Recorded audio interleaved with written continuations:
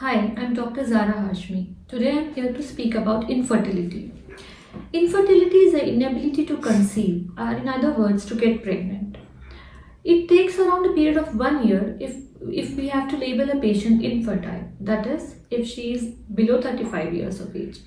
And if the age of the patient is above 35, then the duration is less than 6 months. Infertility is not really a disease, it is a problem of a couple. So we have to treat and counsel the couple as a whole.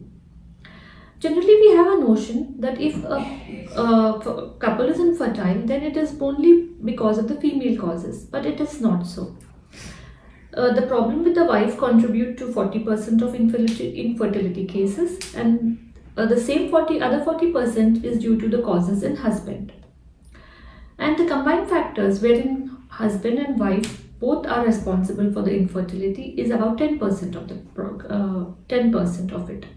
And the other 10%, here the causes are unknown, which wherein after every possible investigation, you still cannot find out what's the problem. Now coming to the risk factors. There are numerous risk factors. The risk factors in female are irregular periods or menses. If the woman is suffering from thyroid, hypo or hypothyroidism, there will be a hormonal imbalance which can lead to infertility. If the woman is obese, and if she had a previous history of ovarian or tubal surgeries or any infection in that region, and if there is previous history of recurrent miscarriages or abortions. Coming to the investigation part of it, the first investigation we carry out is a sonography, which is commonly known as ultrasound.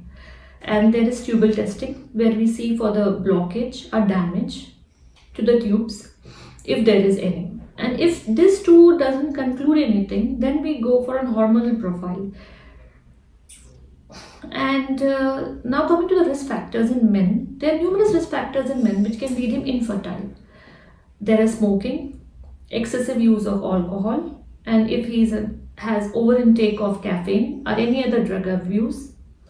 If his job requirements require him to sit for long periods of hours, that is 12 hours or more, mostly seen in people who work in a call center or jobs like that. And if he is into rigorous exercises, all this can lead him infertile. The test we commonly do in men are semen analysis, where we see the sperm count, mobility of the sperm, and if there is any infection there.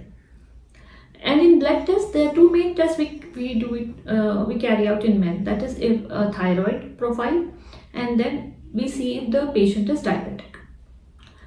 Coming to the treatment part of it, the treatment is not just about medications. It's about counseling the couple, giving them the psychiatric support, and building a positive attitude in them, and then their lifestyle changes. There are numerous lifestyle changes which we can advise in a couple, and quitting few hazardous habits like smoking and alcohol, which is not only good for the fertility, even which may be hazardous for their life. And then there is diet. There are numerous things which we can include in our diet, and few things which we have to exclude from our diet. Following a healthy diet adds up to good health in an individual. And if the person is obese, we can do weight monitoring, exercises, and dietary management to maintain a good BMI. The treatment are three main things: ovulation induction, IUI, and IVF. Ovulation induction is done with medication. Then IUI is in vitro insemination, which is relatively a cheaper procedure, where we take a semen sample. The husband has to come to our clinic and give us a semen sample, which is processed, from which a healthy and fertile sperm is taken out, and it is placed inside the uterine cavity for it to fertilize. The last treatment option is IVF. If the above two treatments fail, then we opt for IVF. It is in vitro fertilization. It is done if the tubes are blocked, if the sperm motility is very low, or production of sperm is very low. It is also called as test tube babies because here the fertilization takes place outside the female uterine cavity. In this, we take out an ovum or an egg and we take a semen sample and take a healthy sperm and we fertilize it outside. Then we place it inside the uterine cavity around 3 to 3rd or 5th day. Here the possibility of conceiving increases. It's not that in the first IVF cycle a patient can conceive. It may usually take 2 or 3 IVF cycles maximum.